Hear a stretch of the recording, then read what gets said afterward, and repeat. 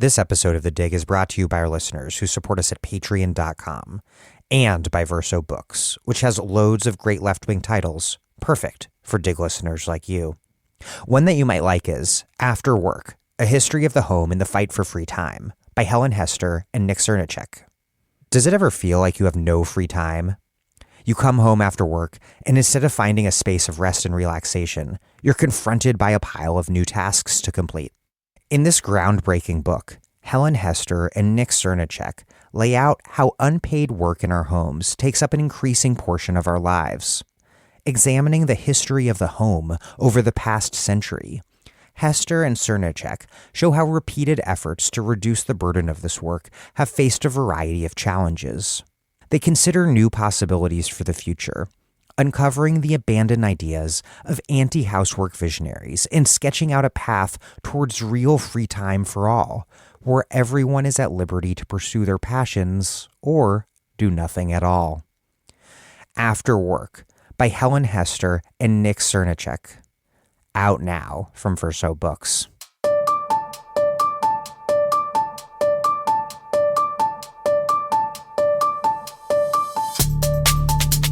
Welcome to The Dig, a podcast from Jacobin Magazine. My name is Daniel Denver, and I'm broadcasting from Providence, Rhode Island. Every once in a while, I like to have the podcast take a step back to look at the big picture, to try to talk about everything all at once by going more wide than deep. In other words, to analyze the conjuncture in all of its overdetermined complexity.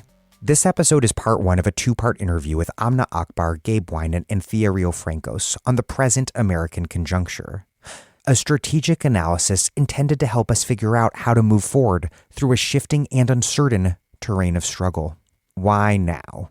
Because it feels like we're at the end of a notable moment in U.S. history that began with Occupy, Ferguson, Standing Rock, and the Chicago teachers' strike, was cohered and defined by the 2016 Bernie campaign and the explosive growth of DSA, and that reached its peak with the Bernie 2020 campaign and, amid the height of the pandemic, the summer 2020 George Floyd uprising.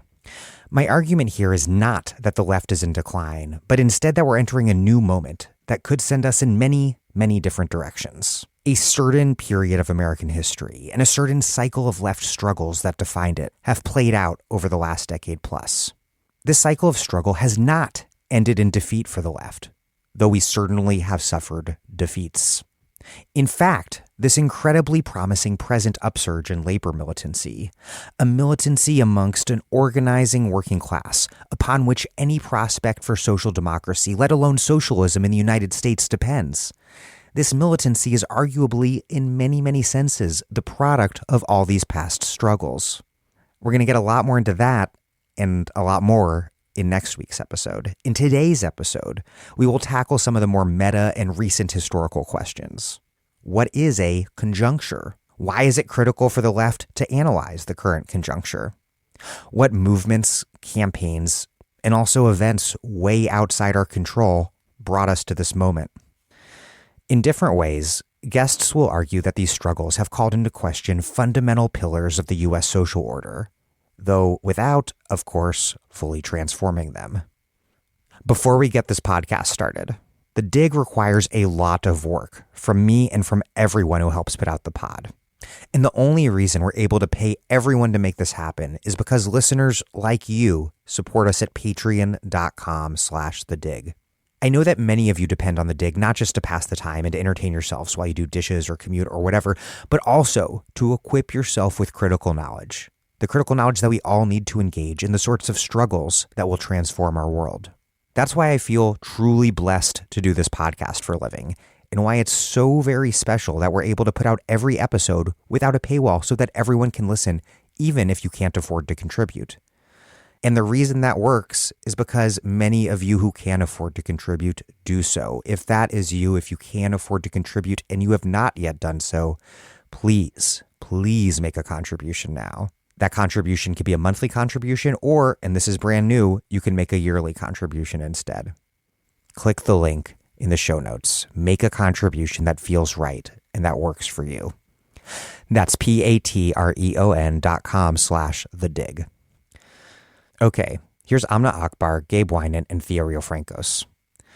Amna Akbar is a professor of law at The Ohio State University. She writes about social movements on the left, their demands and campaigns, and how they relate to questions and institutions of law. Gabriel Winant teaches history at the University of Chicago. His first book, The Next Shift, The Fall of Industry and the Rise of Healthcare in Rust Belt America, was published in 2021 and discussed by Gabe right here on The Dig. Thea Riofrancos is a professor of political science at Providence College who researches resource extraction, the energy transition, supply chains, and social movements. She's the author of Resource Radicals, the co-author of A Planet to Win, and currently writing Extraction, The Frontiers of Green Capitalism.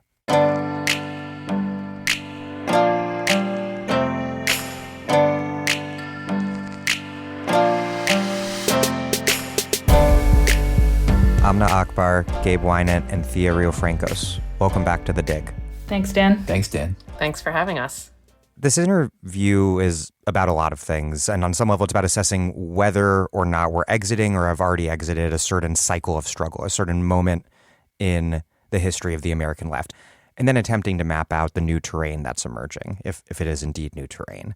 But before we get to where we are now, we should define the period that we're analyzing the end of, or debating whether that period has ended. And I would argue, to start out, that this cycle began a decade or so ago, with movements launched over these distinct issues that, overlapping and combining, formed this newest iteration of the American left. I'm thinking about Occupy and economic justice, Ferguson on racial justice and the struggle against the carceral state, though Trayvon Martin was an antecedent or another possible starting point.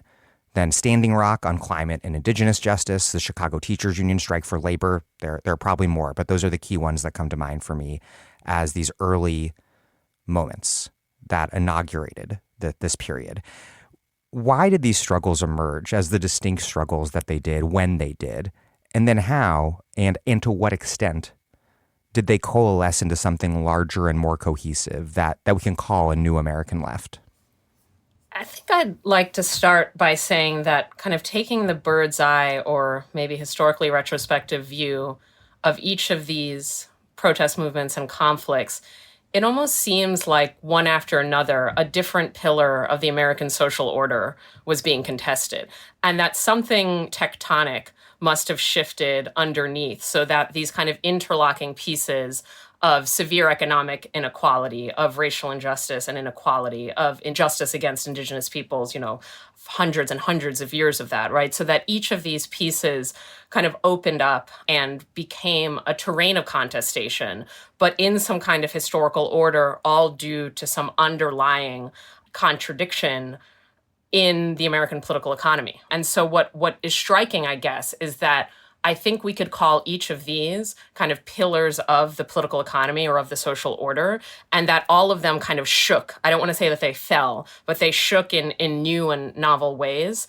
In rough historic sequence seems itself noteworthy, right? And kind of asks the question that you just asked us, but what was the condition of possibility of this kind of sequential reckoning of the American social order? It seems that the maybe most obvious starting point of that reckoning was the financial crisis, only because it's the proximate antecedent to Occupy, which itself is kind of the proximate antecedent to a variety of these other movements.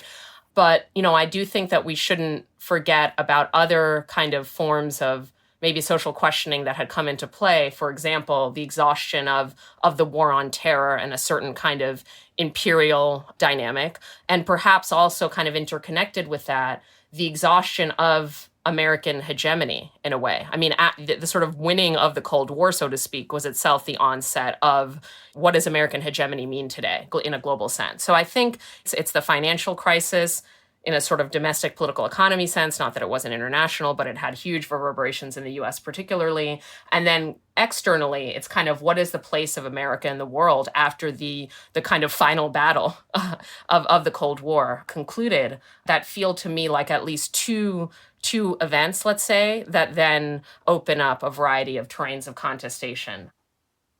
Yeah, I really think of, let's say, the past decade of historical and conjunctural development, now retrospectively in some ways, and thinking about my own intellectual and political development in some ways as like what I might call the endnotes decade. And we can talk more about what I mean by that. But when I say that, I'm referring obviously to the publication that many folks will know kind of developed a certain kind of Marxist analysis. And that and the kind of influences on that were very influential on me in that period. And I think at the core of that analysis was the idea of the decoupling of accumulation from employment. And I think that's a really helpful way of thinking about, in fact, all of the struggles that you began this conversation with, Dan. If we think about Occupy, in a certain way, the most obvious one, right? That's about financial accumulation becoming kind of in some form separated from social reproduction more broadly, most manifest in financial accumulation being linked to homelessness, right, through the kind of housing crisis. It's true in regard even to the kind of labor struggle that you mentioned, right? The Chicago Teachers Union, in as much as I think that decade, and this was extremely influential for me in my own work, my own thinking, that decade saw labor struggles shift into sites of social reproduction in really important ways. And I think our thinking about and kind of left-wing activity in and around the labor movement became much more interested in forms of work like teaching, which are not immediately integrated into capital accumulation in the same way that kind of classic sites of labor struggle are. It's true with struggles over extraction, right? That the populations who are affected by extraction in their sovereign land or polluting in their communities or whatever it may be, right, are not affected through a kind of classic employment relationship. And instead, it's another form of kind of surplus population, right? People who are present at a site where capital wants them to be gone from, right? And finally, and again, I think maybe most obviously, right, it's present in struggles over policing and punishment and incarceration, which is, again, a kind of question of surplus population. So the dynamics of the delinking of accumulation from social reproduction and employment and the genesis of relative surplus population over the course of that decade, I think really guided for lots of us our analysis and thinking about the development of struggles as a way of understanding what linked those kind of different struggles and their phases that we're talking about. And I think that line of inquiry really, at least for me, was the way that I learned from the struggles that were going on and tried to kind of articulate them for myself at the level of theory and analysis. Yeah, I'm really glad that you mentioned the war on terror. I was thinking it would come up eventually. But for me, in part because obviously I grew up in a Muslim family, but also because I'm a little bit older than everyone in this group. 9/11 happened when I was in my early 20s. And so, that was very core to my own political formation. One of the things that I wonder how many of the listeners remember or know, partly because of age demographics, is just that before 9/11 was really what many people think of as the height of the anti-police brutality and anti-policing organizing until 9/11, which then caused it to kind of recess and go underground and be an extremely defensive posture, fighting everything from, the range of tension and policing waves and explosion in various ways, both in the United States and across the world, and also just straight out repression of various sorts. And so even if you think of critical resistance forming in 1998, that's like a good way to kind of think about and remember that was before 9/11. And then in the decade after 9/11, you kind of have, again, that organizing continuing in differing ways, but kind of in some sense going not quite underground, but maybe a little bit at a smaller scale and not as visible because of the extent to which military and carceral power are intertwined and the legitimacy of both military and carceral power kind of enhanced by the crisis created by 9/11 and the national security state's particular emergence in that moment or particular shape that it took in that moment. So I think that's kind of an interesting backdrop to kind of think about for all of this. When I was thinking about this question, I thought of many of the kind of familiar nodes, some of which that of Thea and Gabe were mentioning. So, of course, there's the financial and the housing crisis and the work of Occupy, not just in coining the terms 99% and the 1% and publicizing, broadcasting, making very visible the relationship between the banks in particular and the state, but also kind of bringing back in ways that many people have written and thought about and lived through widespread kind of public protest, and in a way that kind of grows and blossoms in front of your eyes in ways that are moving in themselves.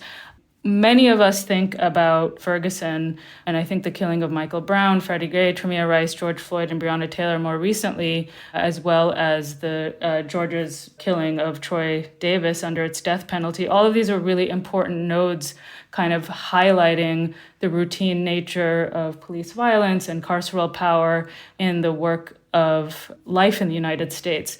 But we have to remember, of course, that all of that is stitched together by all of the routine ways that carceral power shows up in millions of people's lives every day, whether it's in encounters with the police or it's because you yourself or someone in your community or family is incarcerated. And if you think about that in relation to, for example, Occupy, remember part of the story of the financial crisis was not only, and the way the state responded was not simply that Obama bailed out the banks, but also the way that the corporations and CEOs were not criminally prosecuted by and large for malfeasance or fraud in any way. And so then that kind of takes us to this question of, kind of quality of life, all of the things that, you've talked about in many of the episodes of The Dig, everything from the stagnancy of wages, the cost of housing and food skyrocketing, staggering amounts of medical and college debt, and then, of course, rates of suicide and drug use really extraordinary in the United States. And so I think that kind of mix makes it such that faith in governing institutions and kind of the promise of what America is supposed to stand for, even though many of us know it's a lie and it obviously itself a contradiction, creates a kind of crisis that then also seeds different forms of protest, I think, and insurgency, both on the right and the left. All of it kind of underlined, I think, by both the kind of theatrics of opulence that animates U.S. popular culture. If you think about the role, everything from the Kardashians to Jeff Bezos and his yacht. And then finally, and this is the thing I kind of have the least worked out, but I do think that something is happening where I think there's deep questions about legal process and legal equality and kind of a deep questioning of the possibilities and the limits of all of that. I think vast majorities of people in the United States now think that law and the rules as they are don't work for most people. And there's all sorts of research and, of course, experience baked into, people's visceral lives where people know that, ordinary people's preferences don't make it into law. And so across this political spectrum, you have all sorts of kind of both narratives and protests that's responding to that. Of course, you can think about the Tea Party, the racialized election fraud narratives, and even the calls to defund the FBI on the right. And then, of course, on the left, defund the police, Green New Deal, and so on. And so across the board, there's kind of a questioning of what law in the state actually provides and what are the kind of means and modes of engagement available to people to actually make a dent in the world and kind of produce the kinds of conditions that might create more of the things that more people need to kind of live and survive and thrive. And so I think that there's something about that piece and kind of the contradictions of America, not just statecraft, which I think is often emphasized on the left, but also questions of law and legal process and what it produces and its limitations that I think are really on display and in question today. Everything from the referendum against Cop City to, everything happening with Trump now.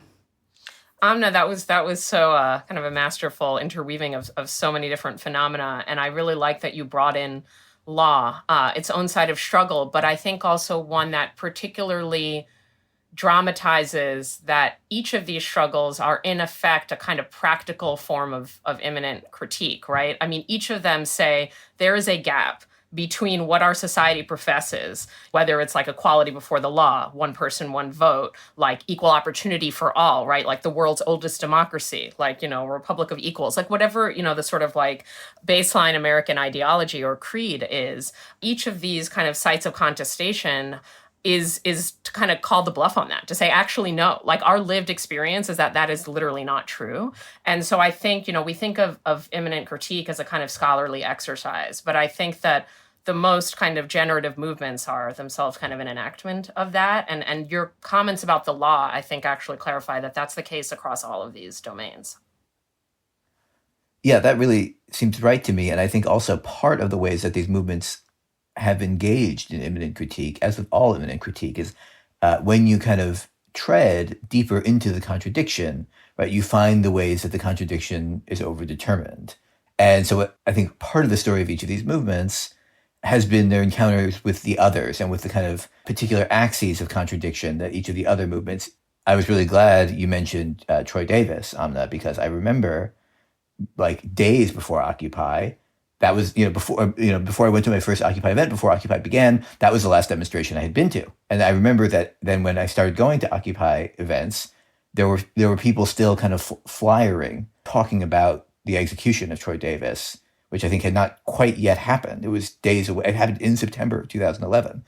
And similarly, early in the days of Occupy, I remember there were tremendous debates about how we should relate to police. And there was, there were voices saying, well, cops are workers too. I remember when I was arrested at Occupy in New York City, there's a kind of elder left-wing academic who I really respected, who I was arrested with. And I remember him saying to the cop, trying to talk to the cops as though they were workers also. And I remember, my analysis was not fully developed around this at that time, but I remember starting to think like, that's not really going to work, is it? But, I think those debates were much less clear on the left then than they are now in some ways. And that's because of a kind of interaction or relationship between different struggles as they came into contact with each other through their own kind of explorations of the internal contradictions of whichever particular kind of force or stimulus first gave rise to them. I think the importance of 9/11 and the war on terror, which you mentioned, Thea, can't be overemphasized. And Amna, I want to note from your comments this sort of critical resistance moments of the 90s and how they went underground after 9/11 and then reemerged in the aughts with Black Lives Matter. That sort of parallels the anti-globalization moment of the late 90s, which reached its apex in the U.S. with Seattle's WTO protests, then declining after 9/11, then reemerging with Occupy, and then Bernie. And speaking of Bernie, there's the Bernie 2016 campaign and the rise of DSA around the same time that are really critical to this story. And we'll get into this more later, but Bernie's obviously not running again, and DSA's direction is heavily contested and seems to be taking a turn away from that 2016 moment in certain senses. But again, we'll get to that more later. Historically speaking, how did Bernie 2016 and the explosion of DSA, both of which seemed to be about setting up these broad banners under which new left-wing identities and formations could begin to take shape, where do those two moments fit in this history? So a huge question. I'm going to just start with a small slice of it. My understanding is that the two biggest kind of triggers of DSA's kind of reemergence and then membership growth were the Bernie 2016 campaign, perhaps again the 2020 campaign. I don't know where those stack up in terms of causing membership growth, but also Trump's victory and inauguration, right? And so as someone that's like worked on populism a lot, or had a moment where I was working on it a lot, and there was of course a moment where that was a big object of liberal and mainstream discourse, and then something that leftists were thinking through, like what does left populism mean? How does it relate to right populism? How do these figures of Bernie and Trump interact with broader cultural phenomena? I've always tended to think that those discourses focus too much on leaders. And this is all to just set up to say that I'm going to contradict myself a little bit, because I think that it's sort of undeniable that, let's say, Laclau, who is a big scholar of populism, he emphasized the role of leaders as a kind of like affective node where lots of people can see and identify their own daily life struggles, their own grievances, as disparate as they are, in the sort of figure of a leader that's also kind of mass mediated through social media, mainstream media, all these forms of media. And Bernie as a positive identifier, and then Trump as, of course, a negative one, was extremely important in kind of reinvigorating socialism in the United States, which is kind of, again, an odd statement to make. Bernie has identified as a socialist, but wasn't running as like a socialist platform exactly and was not in any way directly connected to DSA. And then maybe it's even stranger to say that like a right-wing authoritarian like kind of indirectly caused people to identify as socialists. But I think, the timing is undeniable, and the way that these two figures served as, again, kind of overinvested kind of affective nodes to say like, this is a positive future that I want. Bernie is like a bridge to, and also recognizes my own grievances and talks about inequality and injustice and class struggle and exploitation. And then like Trump as a clear threat of like what a revitalized authoritarian neo-fascistic right wing could bring and wrought in America. I think those, again, in retrospect, were very important to the consolidation of a new socialist politics. I mean, I'm curious if folks disagree with me, because I know I'm almost sort of overplaying the role of leaders, but I mean them less as individuals and more of nodes of identification and disidentification that I think were in retrospect very important, measured numerically. How many new members joined DSA at each of these moments? They have been and remain are like major bumps in sort of membership recruitment, were the campaigns and then Trump's also victory and inauguration. I agree with you that in a sense, Thea, but I guess I would also put some importance on the period between, let's say, 2011 and 2015. And some of the left-wing institution building and kind of common sense construction, or just ideological work would be the most basic way of putting it across that period of time. And, in one of my favorite books, and a kind of classic, The Making of the English Working Class, a huge amount of that book, one of the sort of the founding statement of Anglophone labor history, a huge amount of that book is about like book clubs and things like that. In the 1790s, early 1800s, first decade of the 1800s, although it culminates in kind of near revolutionary mass movements by the time of the 1830s. And there are sort of major episodes of, outright struggle before that in the narrative of that book. An enormous amount of Thompson's attention in The Making of the English Working Class is on little clubs and, little circles of people, sometimes little conspiracies, or a riot here or there, right? And, I would point, I guess, to the period between 2011 and 2015. It's hard to make a kind of strong causal claim about this, but I suppose it's not clear to me that the kind of affective resonance or concentration around a figure like Bernie would have been possible, and in particular would have taken on the generational meaning that it took on, without a set of mediating ideological institutions to allow what we all knew at the time, right, was a kind of older vision of social democracy or socialism to kind of gain a new life and a new set of meanings and a new set of resonances with a new constituency. And obviously Occupy, as we've already said, was really important in that. There were a bunch of institutions that came out of Occupy, I think really significantly. Jacobin Magazine, the host of this podcast, played a hugely important role in that. And, it's often been said that Jacobin reading groups, of which there were hundreds, which I think then eventually kind of got folded into DSA, or so dissolved into DSA to some extent. I'm sorry if they'd probably still exist in some form. But I think that like there were institutions like that we could point to. There was a proliferation of left-wing podcasts. And, I think to be honest, things like eventually like Chapo Trap House and so on, like actually were quite important, right? There's millions of people who've listened to those and gotten something from them.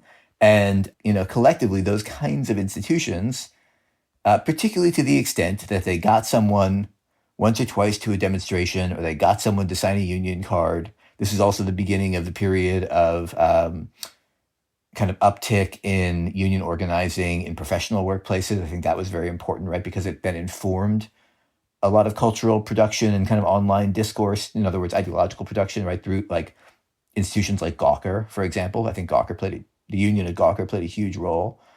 All of those phenomena helped to construct a kind of embryonic or sort of protoplasmic or something shared socialist culture, or structure of feeling would be how the cultural theorist Raymond Williams would put it. Right, that's not something that you can pin down that precisely, but I think that that's the difference between Bernie and Dennis Kucinich or something like that.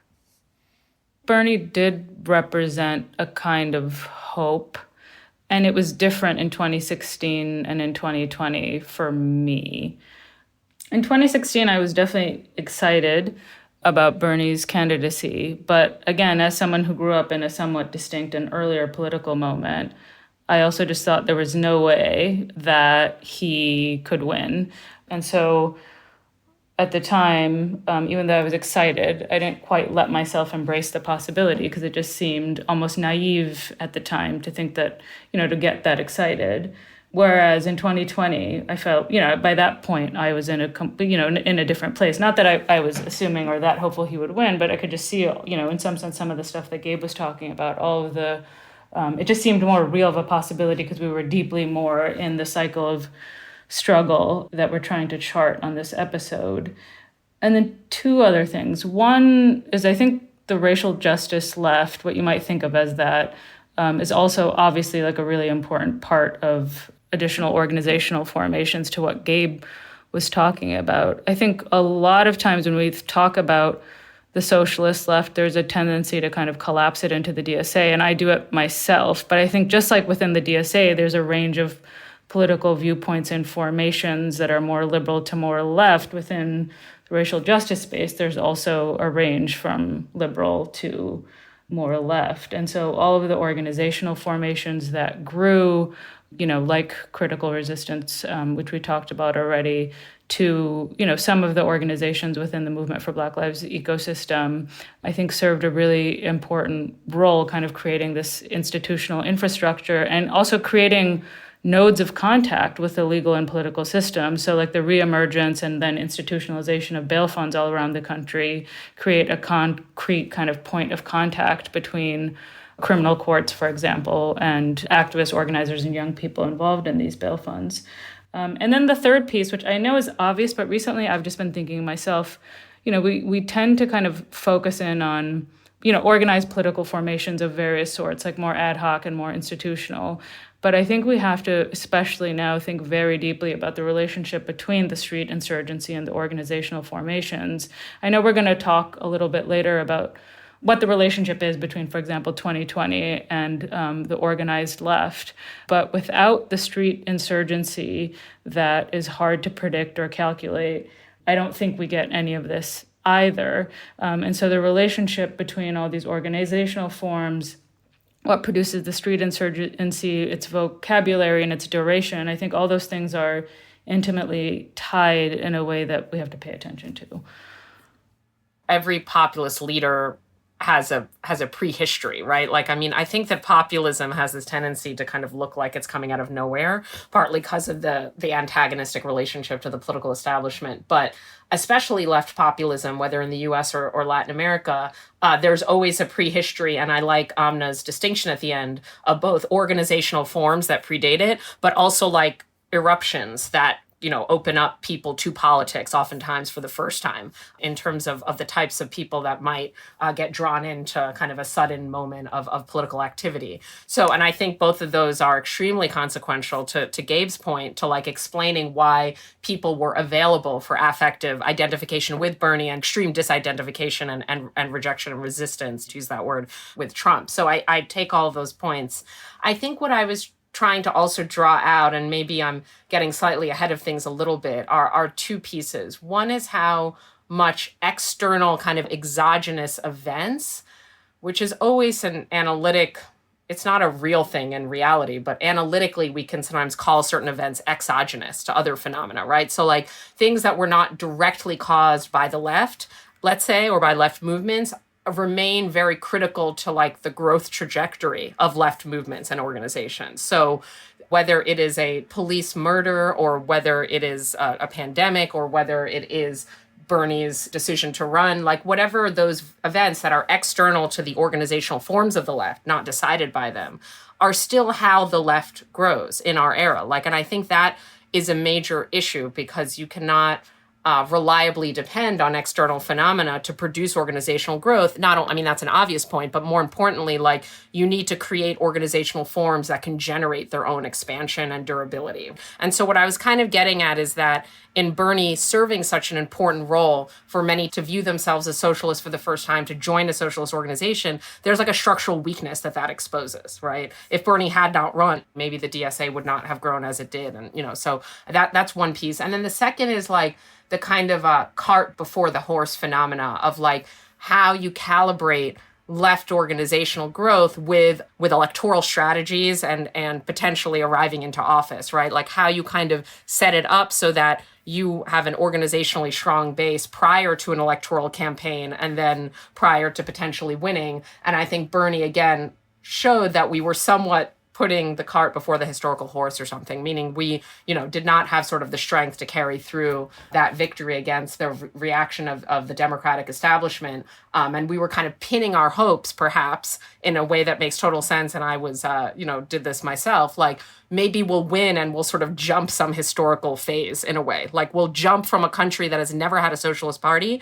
to a country with a socialist president. And that's also in the driver's seat of the entire capitalist world system. Exactly. And so rather than overemphasize the role of leaders, which I maybe did, and or deny that there was a whole political, organizational, eruptive, and affective kind of prehistory to Bernie and then to his, subsequent impacts on the political sphere, I wanted to emphasize the role of leadership itself, kind of exposing various weaknesses on the left, perhaps. Speaking of exogenous forces, I also think obviously the presidency of Barack Obama is, an essential piece of this whole puzzle. Everything from, of course, the Trump phenomenon and the Tea Party to the rise of Black Lives Matter and all the questions about the promises and pitfalls of legal equality.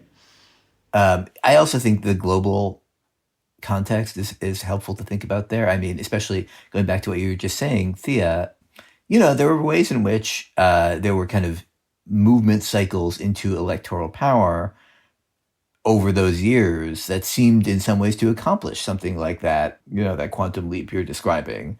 Thinking about Spain, thinking about Greece, these came to grief, obviously, often quite quickly, right? But, versions of the pink tide in Latin America, which you would know more about than me.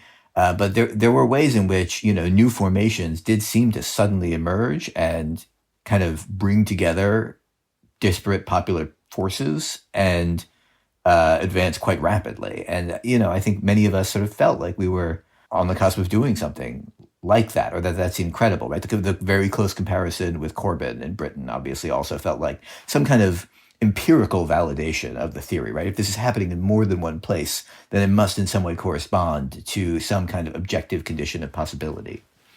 This interview it's focusing on these cycles of struggles, these struggles whose beginnings and endings structure what we might call our conjuncture. Conjuncture being, I think, the present state of affairs, the balance of power that shapes the terrain of struggle we confront. I'm curious to hear your definitions.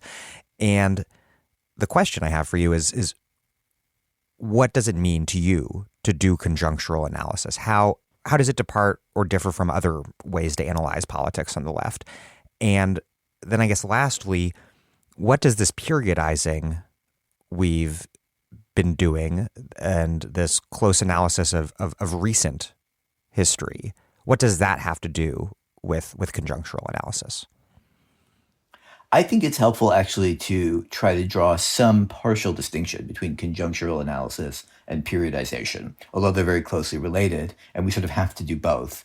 Frederick Jameson says somewhere, we cannot not periodize, right? Like you have no choice but to do it. And yet every periodization has a kind of artificiality or falsity to it. And one good clue of this, right, is the way that historians are always doing this thing where like, well, across the long 1970s, which begin in 1961 and end in 1993, like the way that we're kind of constantly trying to stretch the boundaries of the periods we establish. And I do think conjunctural analysis is kind of can be helpfully counterposed to that.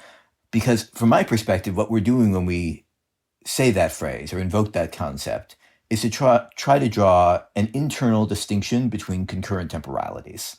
And what I mean by that is that in a given moment or period of time, there are certain phenomena that are proceeding across a very long time scale and are probably not particularly amenable to our intervention. And there are other phenomena that are more indeterminate, in some way more up for grabs. And then there are complex interactions between those phenomena, right? And, I don't think you want to kind of draw an extremely hard distinction in the way that, for example, the Annales School of French historians did. Sorry for this brief scholarly interlude, but Fernand Braudel, the great historian who helped give rise to world systems analysis, he liked to draw a distinction between three levels of history, at the bottom of which was like geological history, and at the top of which was eventful history, which he called foam, or compared to foam on the tides. And, that's maybe pushing it a bit far, but I think something like that way of thinking can be very helpful, because what it lets us do is at least ask questions about from where do the kind of particular political challenges with which we're confronted in a kind of everyday way, this police killing, this plant closure, this pipeline being built, right, the things with which we began this discussion, from where do those come? Why do they present in the kind of immediate form in which they present, the level at which we can contest them, the level at which we might resist this pipeline or run this person for office or go out on strike at this workplace? And then as you kind of proceed through the imminent critique that any movement makes of the contradictions that it's engaging, it brings you deeper into the conjuncture, right? It brings you into a kind of deeper form of contact with other levels of determination and longer running temporalities. And then you begin to have to sort of try to undertake the work of figuring out what here is amenable to our intervention, at least our intervention according to the political practices and repertoires in which we've been engaged. What are more durable structures of historical transformation, or more sort of, deeper moving sort of oceanic tides of historical change? And where are they going? Is it possible for us to ride them, or is there some way in which we can build the strength through expanding our reach to somehow resist them? But I think, it's sort of those levels of depth that I think is a helpful kind of set of questions to try to get at when you do something like conjunctural analysis.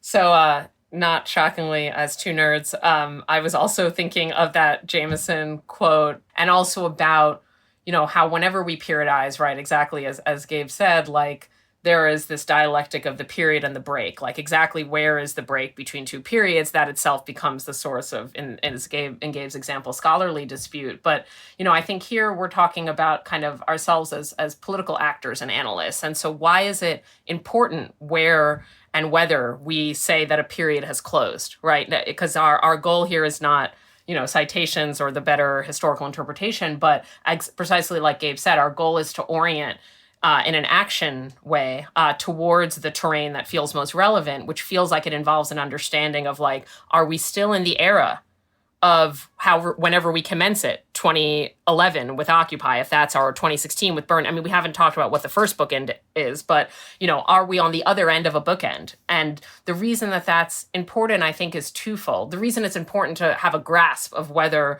we are in the period we were just describing or in a new period.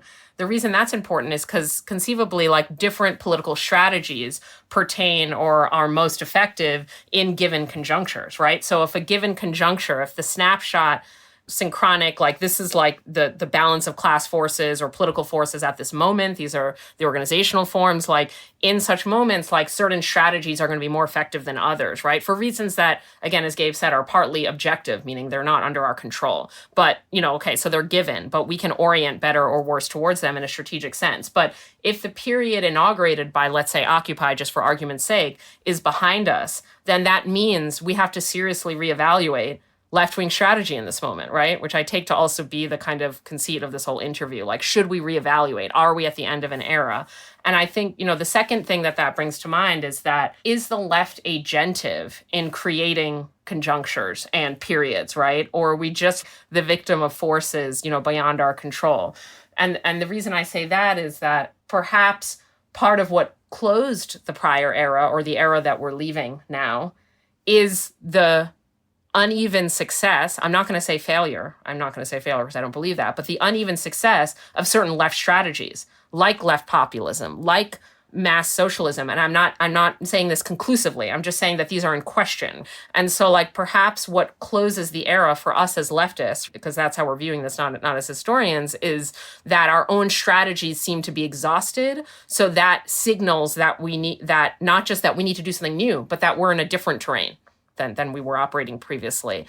Those are hypotheses. They don't mean to be, I don't mean them as declarative statements, but I think that's why this periodization thing is not just an academic exercise.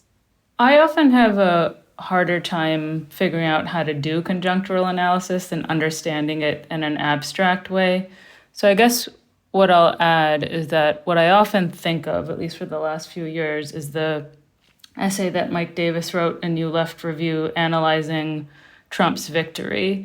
He didn't just rely on broad generalizations or generalized thinking about voting blocks. He looked for class formations and fractions, attentive to questions of race and work in, for example, Texas, and how that was structuring political behavior to explain why, for example, so many more Latinos in Texas voted for Trump than Democrats had assumed or expected. What that means for how we understand the moment and our political work ahead, to me, often kind of, in addition to all of what, Gabe and Thea were gesturing at and talking about, is just trying to be as specific as possible about the material conditions in which we are living and ordinary people are living, and how they're shaping senses of possibility and the terrains of struggle. Is conjunctural analysis, is it necessarily a strategically oriented sort of analysis, not just in terms of what we do with the answers once we have them, but in terms of how we're asking the questions, what sort of questions we're asking? Is conjunctural analysis fundamentally oriented towards figuring out what the terrain is so we can figure out how to move across it? I think that's true, but I think the direction of influence goes both ways. In other words, I think we need to see our struggles on the left of all kinds also as a kind of laboratory or a kind of, archive of knowledge in a certain way. That I think that's what we're doing here, and it's what, a lot of kind of equivalent sort of discussions I think have been for many years now on the left, where we try to understand what we've won and what we haven't won and what we've lost and why. And in doing that, we learn something about the shape of the conjuncture that we otherwise can't observe directly, right? There's some access that we gain through struggle itself to knowledge of the kind of forces of determination, the balance of force, you might say, that we have to deal with, as well as simultaneously intervening, to some degree anyway, as Thea was saying, in that balance of force. And so we both, I think, study the conjuncture in order to know what to do, but then in doing, we learn something about the situation that we're in. And I think that's a kind of, Gramsci is a great theorist of the conjuncture, right? And there's the reason that Gramsci describes Marxism in code as the philosophy of praxis, right? This is exactly what he means by that.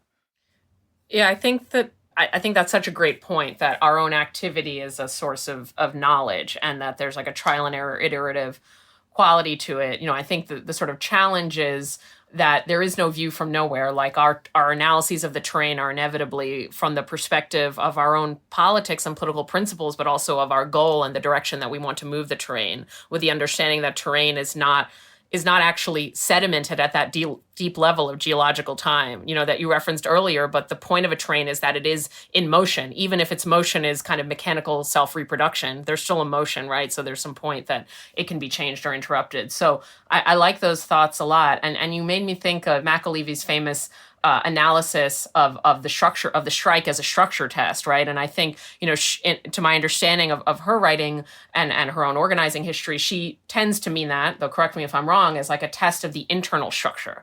But I also think it simultaneously, and this comes from her own analysis too, as like a test of external structure, like how weak or strong is the boss, like how, what is the overall political economic, conjuncture, to use that term, that the strike is actually intervening in. So I think, any left or worker campaign is structurally testing the force that it's bringing into being, but also like the external circumstances, and then it's sending back some data, including in its failure. Or sometimes the best data is actually in failure, unfortunately. Part of what I'm taking from this is just the idea that conjunctural analysis has to live and be articulated through social and collective practice. Otherwise, it's more of an intellectual exercise that's not going to produce to waging strategic battles. And so that, underlines some of what Gabe was drawing out. And I think it's one of the most, I don't know about the rest of you, but as someone who, grew up kind of very curious about, for example, the civil rights movement and reading books about it, and then living through the last 10 or 15 years, one of the most extraordinary things is just living through a moment where you can see the way that ideas and muscle around thing, whether it's left vocabulary or it's protest and protest strategies and tactics, how they socially kind of have a life and grow more familiar and feel more accessible to people as we go further into this period, or maybe we've eclipsed it at this point. But I think that's incredibly important and really kind of a place to learn from. Yeah, I think that point about it being something that's done in organizations and socially is critical. And I think one thing about conjunctural analysis is that it's something we need to inculcate as part of not only our practice, but our organization's practice, because at times on the left, people are eager, I think, to declare either I'm a revolutionary communist or on the other side, I'm a serious, realistic social democrat. But too often, people, whatever their side of the debate, seem to be prioritizing a sort of political identification as a form of self-expression or identity expression, rather than debating the terrain and then debating what strategy suits the terrain. And I don't think that would mean that everything would then be, like that everyone would then agree on everything and there would be no more sectarian bickering on the left. But I do feel like, something just within my own organization, I think we always strive to do a better job making conjunctural analysis central so that we don't have debates over kind of like ideological identity priors so much as strategic ones informed by a rich analysis of the terrain of struggle.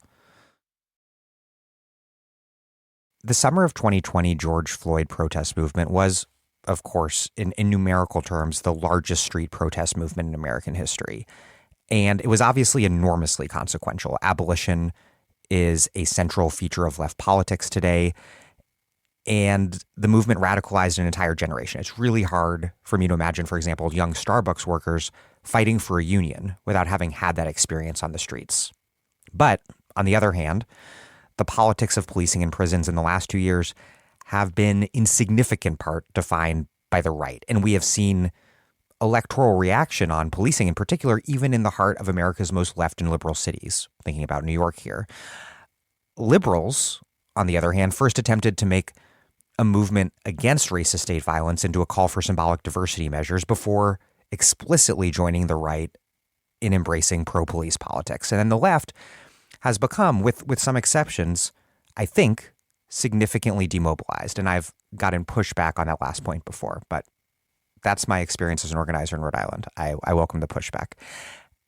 Anyhow, how did this movement change the general political terrain, the balance of forces, and specifically the way that politics are articulated left, right, and center? So I think that the uprisings of 2020 have unquestionably put at the center of public contest both the meaning of public safety and its economic order. And so some of that, or a lot of it, has been focused on questions of policing, but that's also, on the one hand, significantly important, and on the other, kind of, one aspect of a larger carceral and military apparatus that takes up and is hugely important for our economic order. But just like, many people talked in 2014 about how the Ferguson and then in 2015, the Baltimore rebellions, caused, what people often call like a reckoning with racial justice or racial discrimination or police violence. Putting something at the center of discourse is very different than making a lot of change around how these things are lived and enacted. I've been trying to look actually over the summer at what has happened with police reform in the last 10 years or so. There's many things that are kind of interesting to draw out and think about.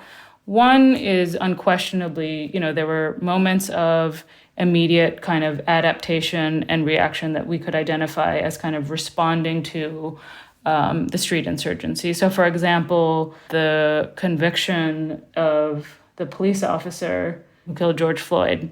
I think that's easy to kind of see that was a response to the street insurgency on the streets when you understand how infrequently it is that police are prosecuted, indicted, convicted, or given significant prison sentences. And he was prosecuted and convicted, pled guilty in the federal case, multiple times over and received a significant sentence. And I think all of that is kind of underlines the extent to which the George Floyd rebellion kind of dented police legitimacy, and the police and the political class were kind of on their heels trying to establish that this institution is accountable, that it's responsive, that it has real limits, that, it has standards and so on and so forth. But then, there's kind of a lot of back and forth. That's like one kind of like easy and neat example. But of course, there's been a lot of dynamism. So you can also think, for example, about the elections of all these progressive prosecutors. For example, Chesa Boudin in San Francisco, who's elected in January 2020, so before the Floyd rebellions, but then recalled by July 2022. And a big part of the story in the way that it's been reported is all of the kind of money that flooded San Francisco to recall him. But on the other hand, I went to the People Get Ready conference in the Bay Area that was organized by the Center for Political Education a couple of months ago, and met someone who worked against the recall, who said that the day after Chesa got elected, the police set up a website called Boudin Blunders, where they were inviting people to share any problems that they were having with Chesa, and then following up with those people to then organize them to kind of, amp up the case against Chesa Boudin. And so there's all sorts of iterations of that. There have been a range of reforms at the municipal level that have both been considered and enacted. There's kind of two contradictory things that have happened. One is that despite all the liberal criticisms of defund the police, there's been a real flooding of support and enactment of long-standing liberal reforms. So, for example, I don't remember the exact numbers, but there have been more civilian review boards enacted in the last few years than there have been in many years before that. And of course, civilian review boards are a long time kind of like liberal reform over police, and again, point to the work or the important role of insurgency in pushing the political class to kind of take steps that they wouldn't otherwise take, because ordinarily even civilian review boards are things that city councils and police unions fight tooth and nail, so much so that they can't get enacted. And then on the other hand, you have like these host of campaigns for non-reformist reforms, and even municipalities kind of enacting small budget line items for non-police state capacity to respond to everything from traffic to mental health. Usually, in most places, that has not meant any defunding of the police, and it's not meant any major investments in alternatives. And a lot of those have been fought back and kind of frustrated in various ways. But the fact that, to me, the fact that there's been all across the country many of these, so many that you can't really keep track of them, suggests not just a widespread popularity to alternative state capacity, if not defund the police as a kind of concept that has pushed local elected officials to kind of take these different actions and experiment with different kinds of alternatives. And then I guess the last thing I'll just say is that I think the power of the private sector and police technology companies in particular is something that we haven't quite understood and focused on enough. There are some emergent campaigns, including obviously the campaign against Cop City, where they're paying attention to all of the private companies that are supporting the building of Cop City and building it out. But for example, if you think about the widespread adoption of body cameras that started with 2014, a big part of that story is not city council members kind of deciding that body cameras were the solution, but more that Axon, which was formerly known as Taser, was kind of ready to respond to this political crisis created by street insurgency and market it to city councils as a solution to this problem that they now had and they needed to fix.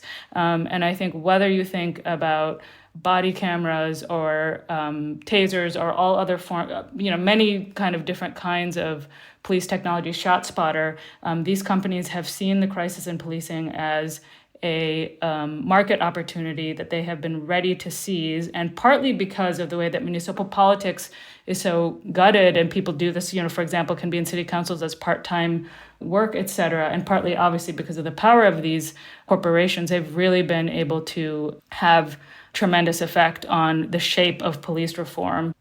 It's clarifying to get a sense of the way that the politics of 2020 continue in some form, right? The insurgency does not continue in the same shape, except kind of sporadically in places like Atlanta. But the kind of political dynamic, although it's changed its phase in some way, is not complete, it seems to me. And that's, I guess, the kind of broader question and interest I have in thinking about the meaning of the 2020 uprising, which it does seem to me it would be difficult for me to imagine as squarely in the rearview mirror as something like Occupy or even the Bernie campaigns. And that's a speculative idea, but let me say a bit about what I mean by that. It seems to me that part of what was powerful about the 2020 uprising, and its national scope, was its socially composite quality. It obviously had a kind of important interracial dimension where it was Black-led, and in particular in its kind of most militant iteration, in sort of street insurgency, was really, I think, advanced by young militant Black participants and activists who helped to some degree to set the tone for the whole thing and became kind of ideologically articulated with a long-standing Black radical critique of policing and punishment originating with, way back, but, articulated by critical resistance and so on, right? That's how abolition and defund flowed into the mainstream conversation, was through that connection between, what 19-year-olds were willing to do in the street and the ideological sources that they got connected to and were able to draw on. That being said, it was a composite phenomenon in important ways, right? So you have those elements. You had major white participation, which was a kind of striking accomplishment in some ways, right? The interracial dimension of the insurgency drew millions of people in, and drew in liberals, right? And it drew in middle-class liberals, Black and white both. And in that way also courted the kind of risk and possibility of forms of co-optation, right, of sort of NGO takeover and so forth. People experience that in the street in various ways in the moment in 2020, right? Sort of self-appointed spokespeople would pop up and attempt to direct a march or an action in a certain way.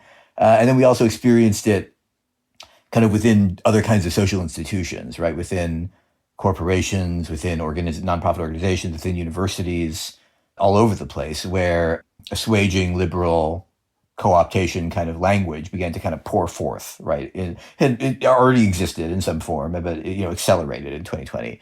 And I think, those disparate elements, it's not a critique of the movement, right? Any successful, massive sort of social insurgency, right? Its success gives it that kind of internal composite or heterogeneous quality. That's part of what success is and means.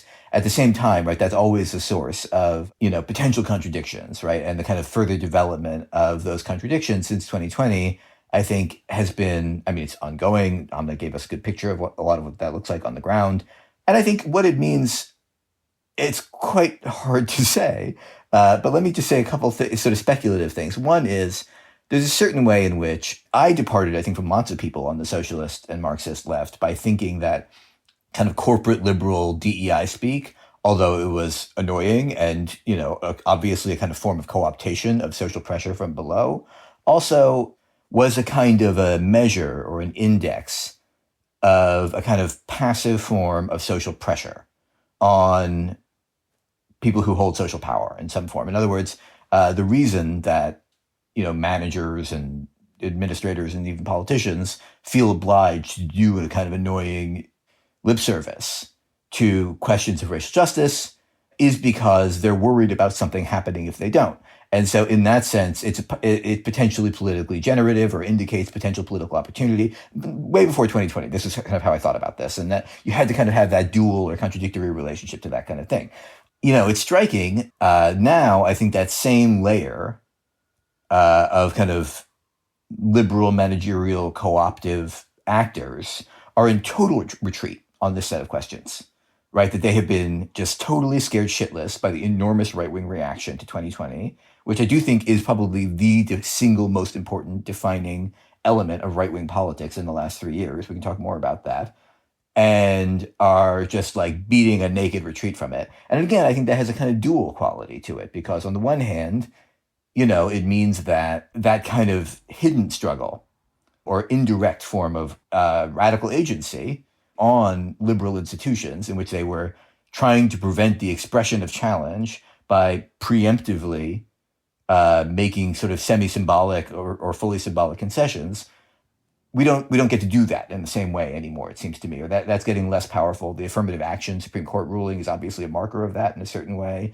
Anxiety about CRT and so on, I think is playing out in institutions across the country. And that in some ways, right, that marks a real defeat and a cutting off of access to one form, albeit a very indirect and attenuated one, of agency for struggles for racial justice. At the same time, right, this is the other side of this contradiction, the the wind is totally going out of the sails of a certain kind of corporate liberal racial justice diversity language that was prevalent, like I said, even before 2020, obviously, and got accelerated in 2020. And it's easy to see how that can also possibly create political opportunities at the margin between the left and liberals. And I think the question for us will be going forward will be when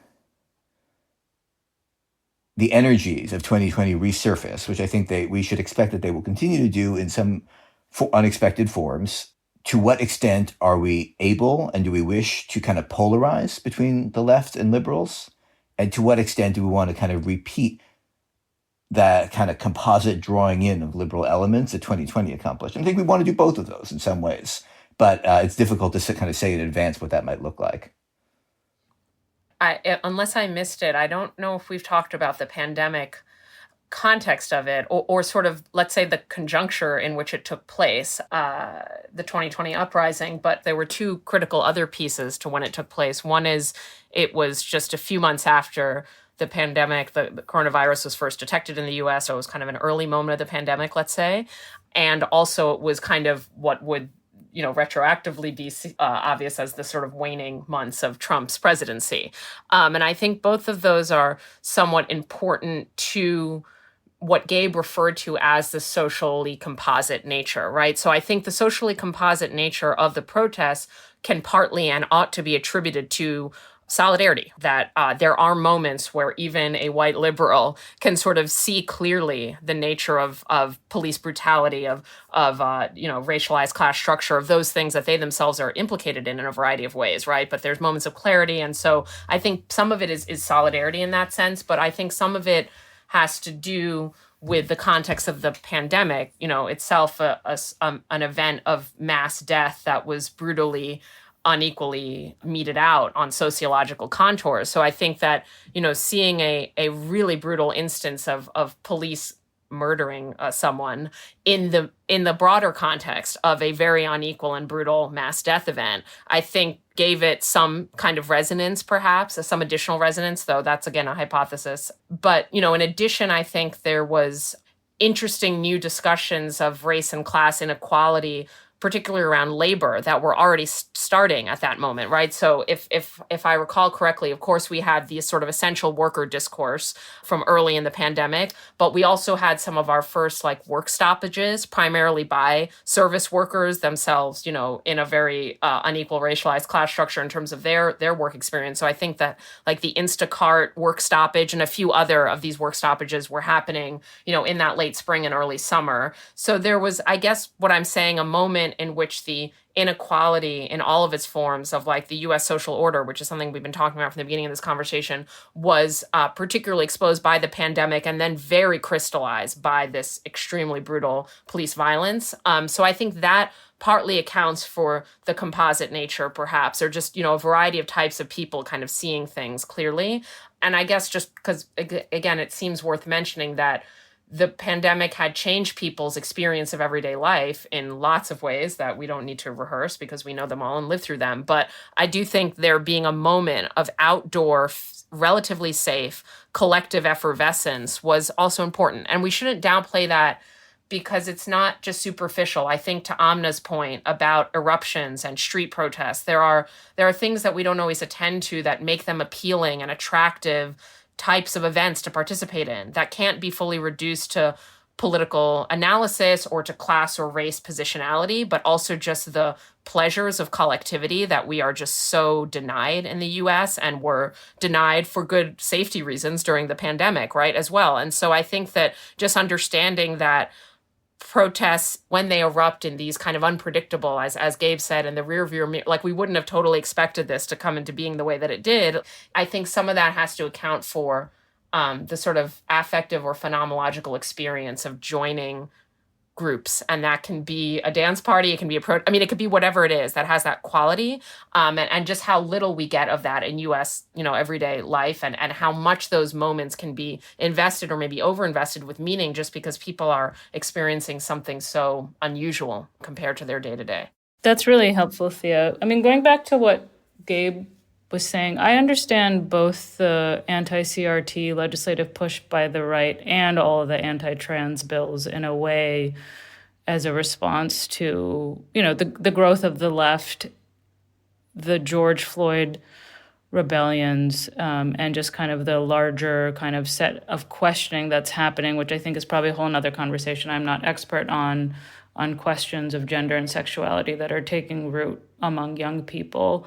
The other thing I just wanted to mention, which I think we can't move on from this question without addressing, is it was mentioned, I think Gabe mentioned earlier, that the direction of the DSA is in question. And to the extent that we are thinking about the organizational formations that the left holds and articulates itself through, to the extent that Black Lives Matter and the movement for Black Lives have broadly been associated with, this wave of protest, and in particular, the wave of protest that's focused on contesting prisons and police, the future of BLM and movement for Black Lives is also, I think, deeply in question, not simply because of kind of what you might understand as right-wing hit pieces on leaders within the network and how the network has in different ways used or dispersed funds, but also because of long-standing questions in some sense about the lack of transparency and among certain aspects of the M4BL kind of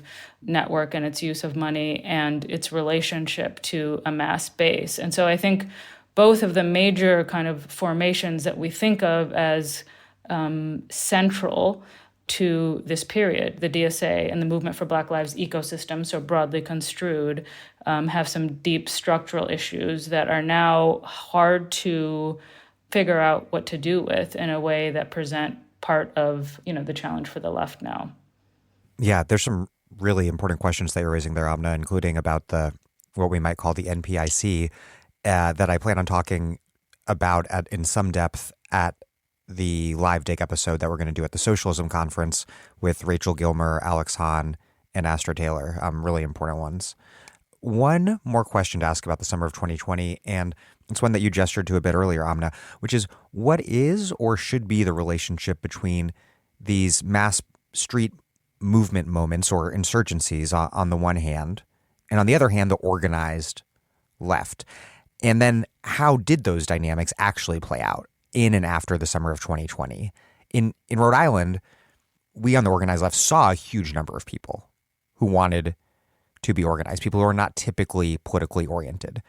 And the fact is, we failed to organize most of them before they just faded away back to an ordinary life of not explicitly engaging in politics, at least beyond posting. Was the organized left generally up to the task? And what would it mean for us to be up to the task so that we're ready the next time that the streets explode? I mean, I'll begin by saying, certainly we were not up to the task. I think, that being said, we're never up to the task in a certain way, or very rarely, certainly in U.S. history, right? It's a very rare occurrence. But, this is, again, I think something that's helpful about thinking in terms of kind of conjuncture and overdetermination and those kinds of ways of thinking about historical change. Althusser says, are we not always in an exceptional situation? And I do think there's some of that that's helpful to think about. In other words, you can't actually ever build an adequate organization in advance fully, right? That's not to say it's not imperative to organize people. Not to say that it's not, in fact, the central political challenge to build organization. But I think this goes to the question of the relationship between, to put it in old-fashioned terms, organization and spontaneity. Spontaneity, right, by the nature of it, that's a mass popular insurgency, is not something that can be summoned.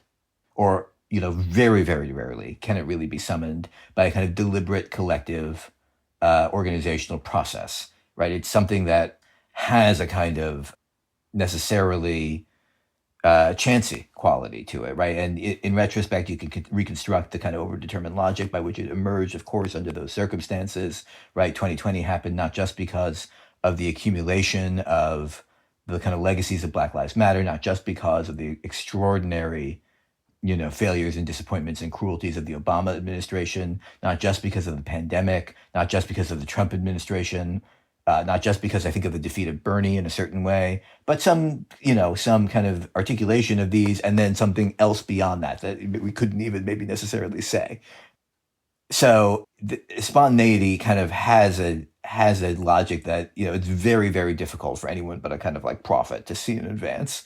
And I also don't think it's the job of political organizations to attempt to fully re-encase spontaneity into themselves, right? I think the attempt to do that, to the extent it succeeds, chokes off the energy of the insurgency.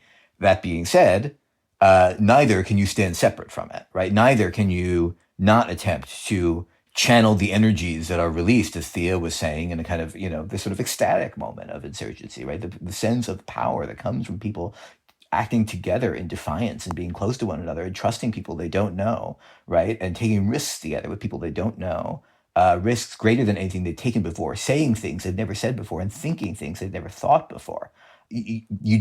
Organizations do have to attempt to absorb that without attempting to own it. And I think that's a very delicate balance, particularly given the racial politics of the U.S. left, right? The ways that, we've been speaking a lot about DSA. DSA is by no means an only white organization. It's had significant leadership of color and membership of color, for years. But it is a predominantly white organization and has had, as the Sanders campaign also has had, barriers of distrust to overcome that it has not fully overcome, I think, with Black radicals. So this is not a concrete answer. It's a sort of theoretical or abstract answer. But I think the question from my perspective is not how can we be ready, for the next upsurge in terms of the organization that we have being adequate to it, but rather how can we build the kind of trust among the different kind of social layers and constituencies of the left that habituate us to participation in different parts of left-wing struggles and different parts of left-wing movements and enable the kinds of victories for kind of organizations like Reclaim Rhode Island or like, particular union struggles or whatever it may be, that grow the number of organizers, people who have experience doing organizing and have experience kind of, exercising a form of popular and democratic leadership and of kind of cohering groups of people together around themselves who are prepared to take risks. That's to say cadre.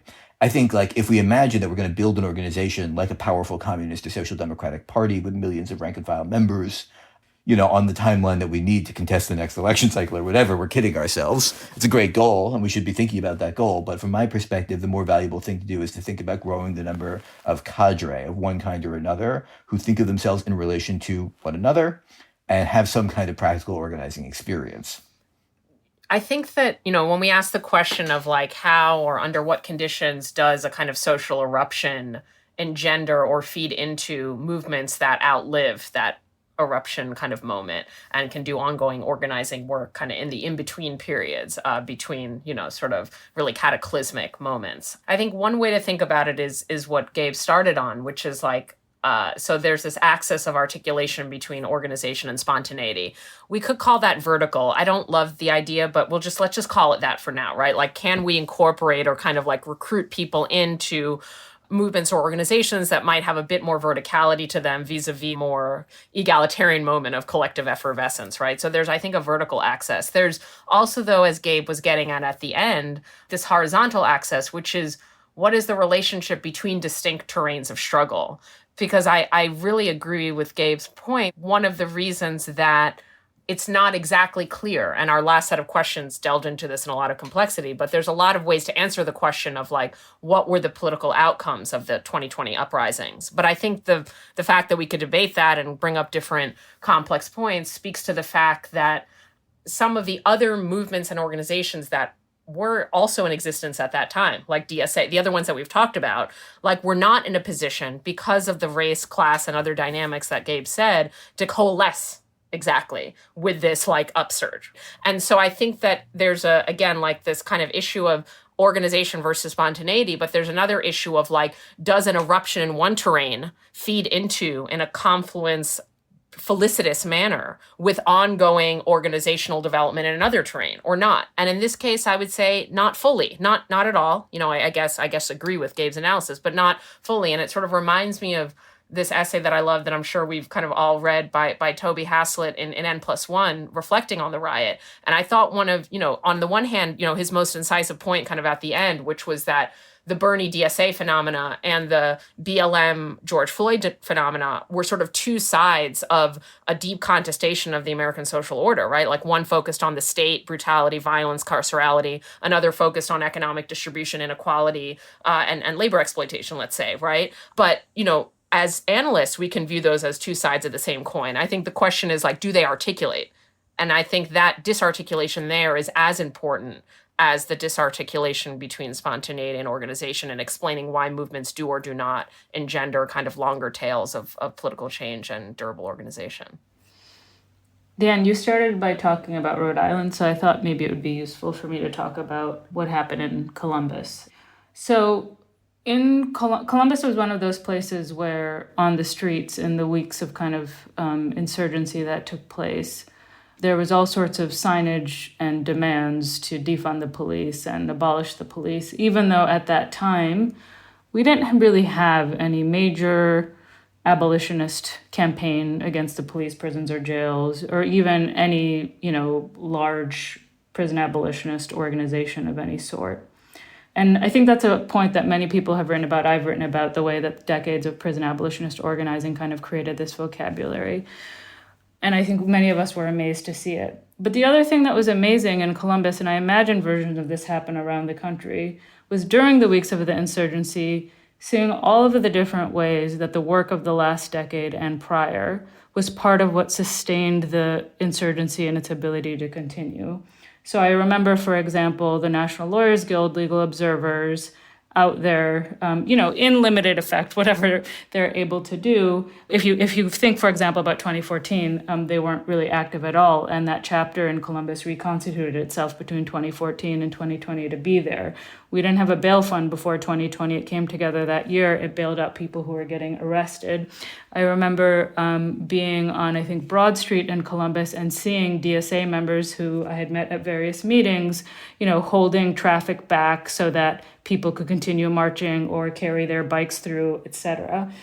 Even churches where different organizations and activists who work to do support with people who are housing insecure showed up to provide water and food and different kinds of resources so that people could continue to be on the streets. Same thing with medics. We had, a lot more medics and in an organized way than we did in 2014, when I don't remember us really having any. So there was a way in which the different forms of organization, even in a city that wasn't super organized and doesn't have a strong left, kind of showed up and was able to support and sustain the insurgency in ways that I think were really important to kind of sit with and think about.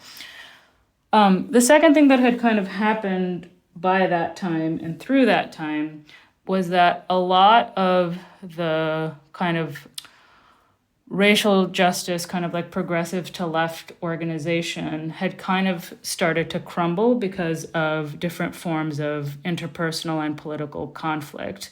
And this is kind of I think this is actually a big question and contradiction of our times, where among a lot of young people on the left, the language of abolition has become very popular. And the ability and the insistence, in a way that I think is really important, that, for example, interpersonal harm is happening, has become more pronounced. And yet in Columbus, we didn't, whether it's, this group has anti-Black politics or this particular person harmed me in some way, we never had enough actual capacity or expertise or skills to figure out how can we respond to or redress or even sort out different claims of harm and conflict within an organization, so much so that those conflicts then, which were kind of gesturing in some ways at kind of like abolitionist possibilities, caused the things to then fall apart. And so then that leads us to the third thing, which is that not only did we have no organization to absorb the thousands of people that took to the streets in this one Midwestern city in the country, but also it's not really clear to me whether by the end of it, was the organized left in Columbus better, the same, or worse off? I didn't know then, I still don't know. And I think that's something that we just have to kind of sit with. I'm Naomi Klein, and you're listening to The Dig, my go-to podcast for the most thoughtful, in-depth conversation on the left. It's an incredible place to be exposed to new ideas and new writing. And if you can, please become a sustaining supporter at Patreon. This episode of The Dig is brought to you by our listeners who support us at patreon.com and by Haymarket Books, which publishes loads of great left-wing titles, perfect for Dig listeners like you. All Haymarket titles are currently 40% off as part of Haymarket's Summer of Struggle sale.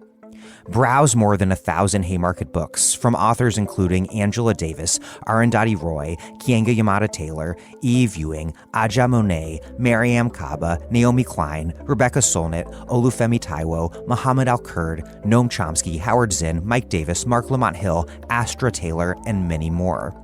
All 40% off till the end of August. Head over to haymarketbooks.org to browse Haymarket's full catalog and help ensure the future of radical publishing by making a purchase today. I want to discuss the pandemic as a political, economic, and social moment. First, what were the politics of the pandemic? On the one hand, I think, and this has come up already, that the George Floyd protests were the defining political response to the pandemic. And the mass death, the crises, they were a powerful, if sometimes weirdly sort of unstated subtext to the movement. But to what extent do we see organizing on the left explicitly in response to the pandemic? It seemed like the absence of explicit left response, of robust political contestation around the pandemic in general, led to, on the left, a political discourse of people yelling at each other on Twitter for either gathering in groups or not masking, and then others yelling back at those people for being puritanical. And then relatedly, the failure of the federal government to control the pandemic, and I think lack of kind of clear lines of political contestation around pandemic control at the federal level, I think that pushed political contestation down to the local level in truly undesirable ways, namely over battles over school reopenings that put teachers' unions on the defensive. And then again, toward making the pandemic into just another front in the kind of red-blue culture war. This is not a complete answer, but I think the pandemic is also helpfully thought of as a kind of hinge point, obviously in a number of ways, between a lot of the kind of dynamics of the politics of the 2010s and whatever we're in now. It's notable to me that if you think about what symbolically connects the experience of the pandemic to the George Floyd uprising, I think at the core of the relationship between the two is abandonment, right? The politics of abandonment. That's to say that what Ruth Wilson Gilmore calls organized abandonment as a kind of political economic phenomenon is the kind of material underpinning of the resistance to and politicization of policing and punishment on the left, going back years before the pandemic. And abandonment is also, I think, a fair way of describing the experience of the outbreak of the pandemic in 2020 in many regards, not all regards, right? There were forms of state response that we need to talk about, but certainly at the highest levels of the state, right? It certainly frequently seemed like the collective social capacity that the state, in theory, embodies, in liberal theory, right, embodies, did not manifest in quite that way. And from Trump and then into Biden, instead, there was a kind of wish for it to be over rather than a deliberate and kind of sustained campaign to get it under control and prevent it from becoming endemic in the way that it has. Such that, to be frank, my mom, who's immunocompromised, can't go anywhere ever again. And, so I think it's in that way that it harkens back to the prior decade. It still brings us forward, though, into a new and more uncertain moment, I think, in as much as it triggered and points toward new and intensified forms of state intervention. And again, I know we'll get more into this, even as we critique those rightfully as inadequate and mistargeted in some ways and so on. And it brings us also into a kind of politics of, supply in a different kind of way, right? That is connected to Bidenomics and obviously the kind of question of supply side liberalism, supply chain shock, et cetera, and a general of kind of macroeconomic management. And that's kind of paradoxical, I think, in a funny way, because control of the pandemic as we first imagined it at the beginning, spring 2020, had everything to do with a kind of micro scale, right? It was about obviously quarantining from one another, keeping one another safe, and then the kind of questions of mutual aid, right? That was a huge focus of the left in the early days. It would be necessary for that kind of intervention to succeed. It was about, the kind of micro interactive relations between bosses and workers, right? In terms of what unsafe thing is a worker being asked to do or made to do by a boss? How can they resist that? It's out of those questions that, for example, the Emergency Workplace Organizing Committee, which I'm involved with, first formed to help workers kind of figure out how to respond to those kinds of problems. But now the politics of the pandemic, to the extent that we can kind of identify a particular political outcome of it, is all at the macro scale, right? Again, in terms of these kind of questions about industrial policy and supply chains and so forth. And I think that movement of the kind of scale of management of the crisis from the micro to the macro has been a kind of enabling condition for a resurgent liberalism that is in some ways challenging for the left to kind of figure out how to navigate, particularly at the same time as it's accompanied, all of these very disorienting phenomena in social life, right? Like mass death that was like mourned individually, but not collectively, mass disablement in various forms. As you say, Dan, the kind of forms of embittering conflict over the, bewildering question of how to respond, and the sense that, the social fabric is very seriously strained by the experience at the kind of, micro level, and all these ways that, like, it's anecdotal, who knows if this is true, but like, everyone I know thinks driving has gotten crazier since the pandemic, for example, right? And so it has. Yeah, right. I mean, empirically. And so, there's also a kind of disjuncture between scales that I find challenging, and I'm excited to talk through it with you all. I think another kind of question to ask, and this was maybe in the original question Dan posed, which is like how and whether the pandemic was politicizing to people, to ordinary people. On the one hand, it's sort of obvious, again, from a sort of armchair analyst perspective, that the pandemic revealed all of these inequalities and injustices. And that's also obvious from people's ordinary experiences as well. But I'm just saying, from an analyst perspective, it's clear that the pandemic was a potentially politicizing force in the way it revealed, like, the emperor has no clothes, like we live in a brutal social structure, and that same structure is going to determine who dies and who lives, right? And so it's potentially politicizing, but was it? And I think on the one hand, on a very explicit level, it maybe wasn't politicizing, but I think in a much more important way it was. But what I mean by very explicit is, like, we did not get a mass movement for Medicare for all. I mean, the people that were already calling for Medicare for all called for it more loudly and got some new adherents. Sort of disability rights, and you already mentioned immunocompromised, family members, and there were folks that were themselves in that position and or speaking out for people from, so there was some explicit politicization, but I think what happened more is this kind of general politicization that is, on the one hand, just as important as maybe the more explicit kind of versions of it, but on the other hand, more politically amorphous and harder to see kind of how it gets channeled. And to be much more concrete is, so first cut is that we've already talked about the George Floyd uprising. I think later on we're going to talk about labor militancy, but it's clear that indirectly connected social uprisings and forms of militancy took off during the pandemic. So it's absolutely not true that it was a moment of political quiescence. It's just that those weren't always articulated on the register of public health, but yet they are indirectly related, and Gabe's work, shows that a lot. So that's one way we can take this. And then the second set of things that occur to me is that, what I think the pandemic did is generate something very crucial to political transformation, which is a gap between what you expect and what happens, meaning like that sort of expectation gap that I think is important to all revolutionary and other social transformations in history, where people, for one reason or another, begin to think that they deserve more than what they have, right?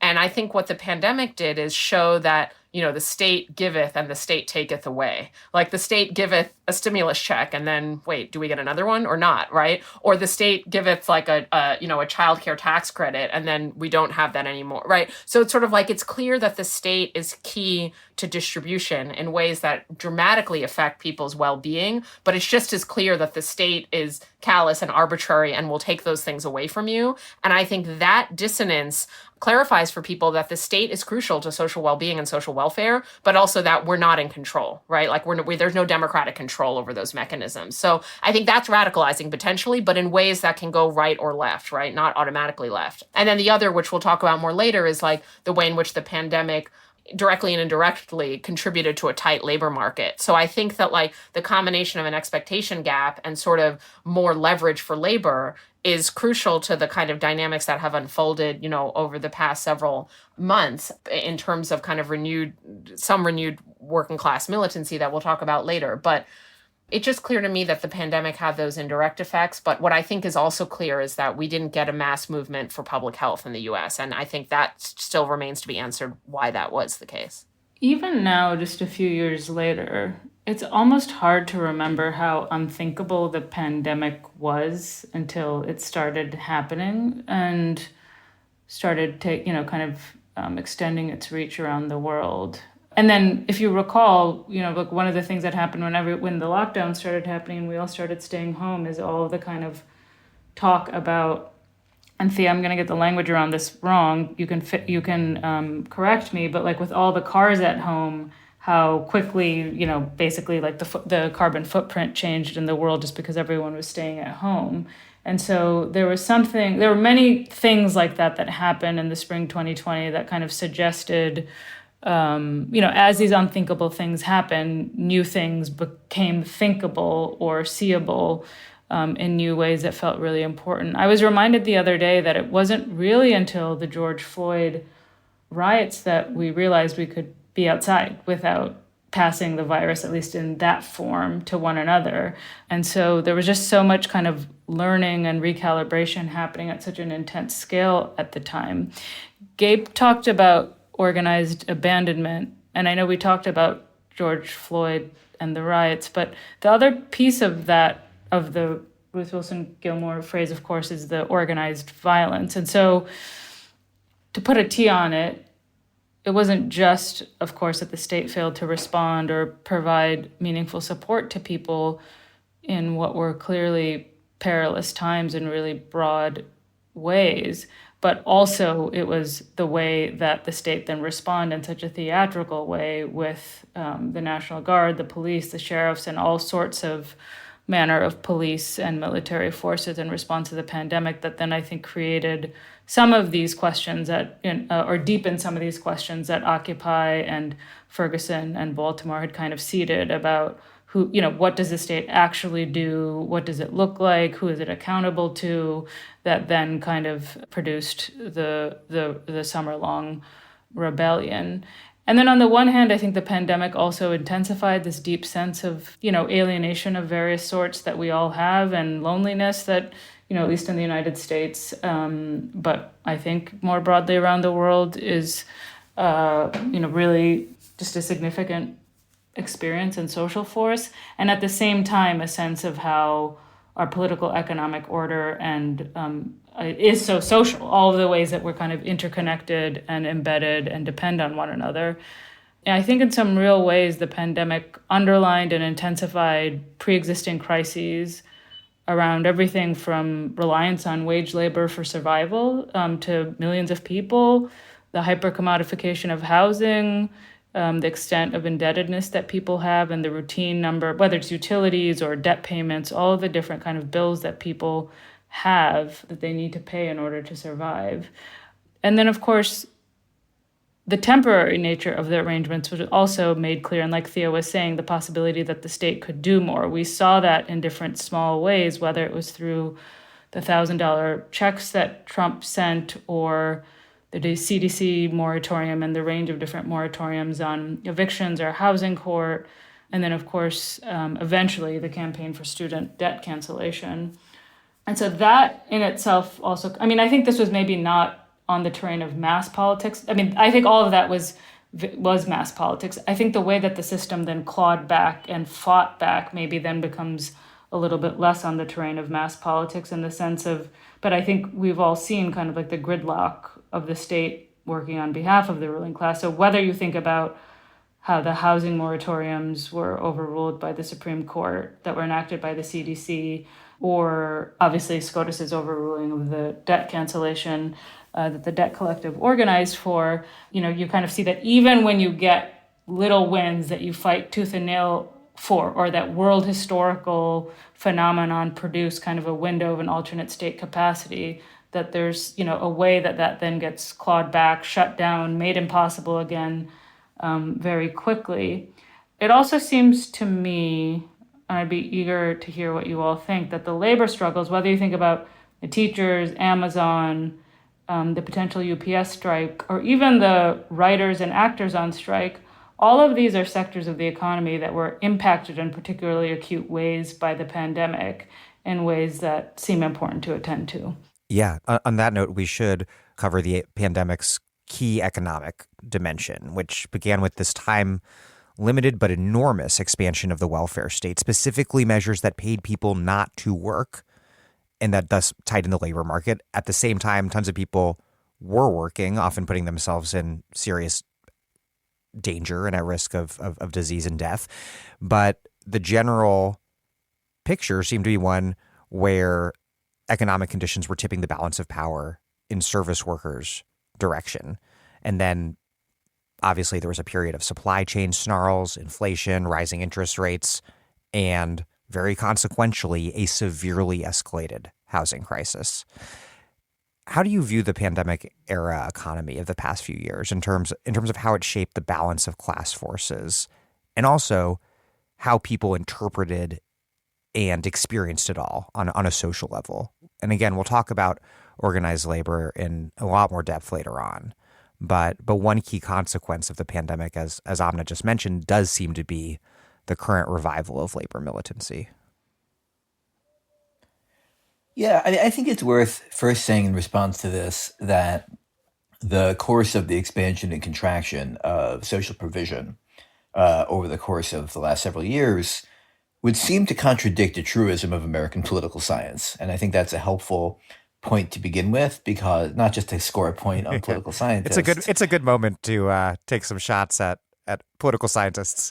But I think there's a kind of real apparent conceptual anomaly there that if we look at it might reveal something.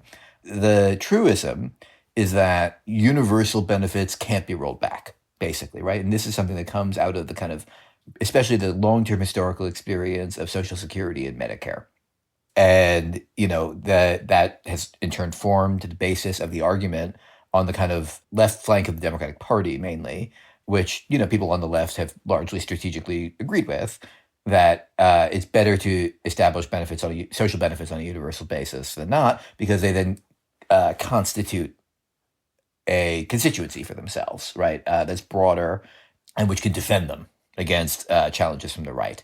And, I think, for example, in the child tax credit would be, I think, the clearest example of this, right? That in the kind of framing and support for measures like that, it was widely thought, not just on the left, but across the Democratic Party, that once something like that existed and people became used to that kind of social provision, it would become sort of immunized against rollback. That was wrong, right? That turned out not to be the case. And I think what that would then seem to suggest, and this is a kind of hard pill to swallow, and I'm not committed to this position. Others may push back on this or convince me otherwise, but it would seem to suggest that those gains in the moment of 2020, 2021 were not immediately won by challenge from below.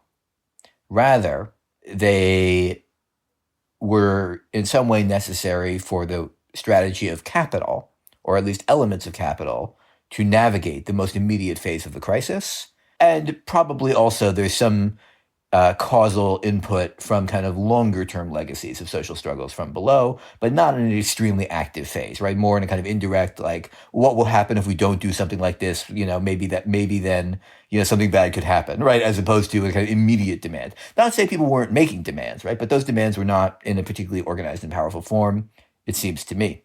And I think if you look at it that way, then it becomes easier to understand how those things were so easily stripped away, again, at the behest of capital over the course of the next year or two. At the same time, right, those, as Thea and Amna said, those kinds of measures did create a kind of experience the state can give and the state can take away again, and it can be demanded that they give again potentially, and they contributed to a kind of larger environment of macroeconomic state intervention of different form through industrial policy, through very expansive monetary policy for a period of time, not anymore, and they contributed to the low unemployment rate in an important way. And so they have a contradictory outcome, which I think has to do with their ambiguous origin. One thing we could say that the pandemic did economically was accelerate that disarticulation of capital accumulation and social reproduction. That's one angle. It showed, neoliberal globalization to be like a much more rickety enterprise politically and economically than, the sort of in the heyday of the hegemony of that globalization, a decade earlier than anyone would have thought, whether its proponents or its detractors.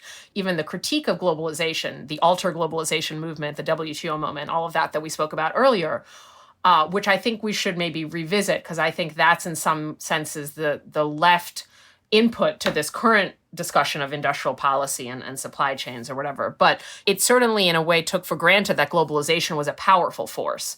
And the problems with it were how powerful it was, right? Where in reality, or what we've seen decades later, is that globalization, rests on a whole set of quite physical mechanics that can break down, first of all.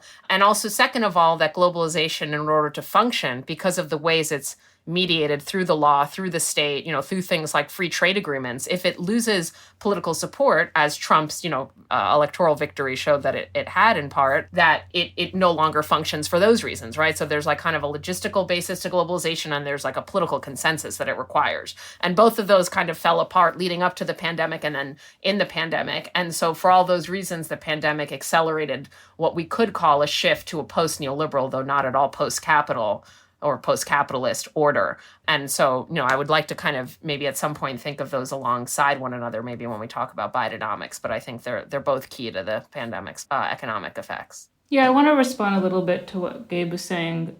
I think I agree with you that a lot of the various federal policies we were just discussing are, on the one hand, I think properly understood as management of a capitalist crisis from the perspective of capital.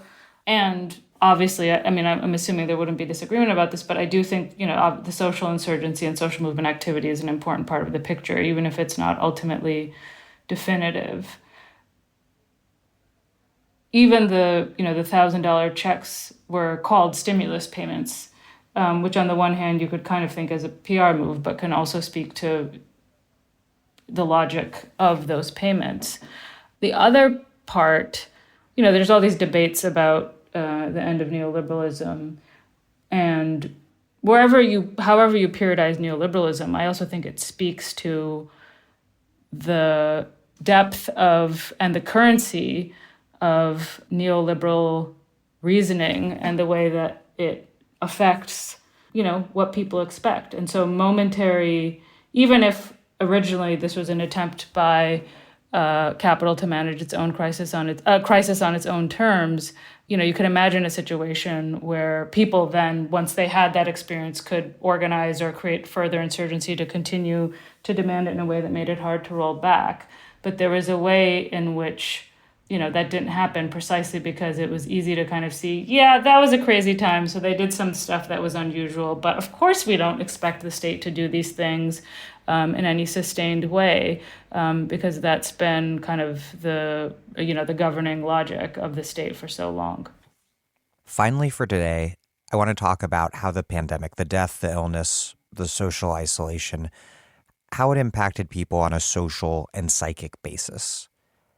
How are people right now? How are they relating to themselves in the world? And how are people different? How is society different today as compared to 3 years ago? And I don't know if people have data points to point to, but my barometer is more just the vibes. I want to kind of just open by speaking to the fact that I don't think there's one answer to that question, or there's sort of different levels of it. Because I think there's a superficial way in which there's like a return of the repressed sociality. a really intense return of the repressed sociality. Like people are spending more on restaurants, on travel, on leisure, on Taylor Swift, on like whatever. People are emptying their bank accounts. They're beyond that. They are paying with credit cards $1,000 concert tickets that they can in no conceivable way afford, quote unquote. I mean, so people are even risking sort of their own financial solvency in order to like re-encounter popular culture. And that is obviously, due to what economists would call latent or pent-up demand for those types of commodified cultural experiences that we were kind of, quote unquote, denied during the pandemic moment. So I think on one level, there is a return to sociality in its highly commodified, highly kind of pop culture form, and in ways that show some kind of, for affluent people, some latent demand that is matched by savings and discretionary spending ability. But for working and lower middle class and precarious people, is just people spending on credit the ability to, attend an arena concert or something. And so that's just a first cut. I almost want to step back and just stop there and hear what others have to say. But I think it is indicative that people are rushing back to these experiences.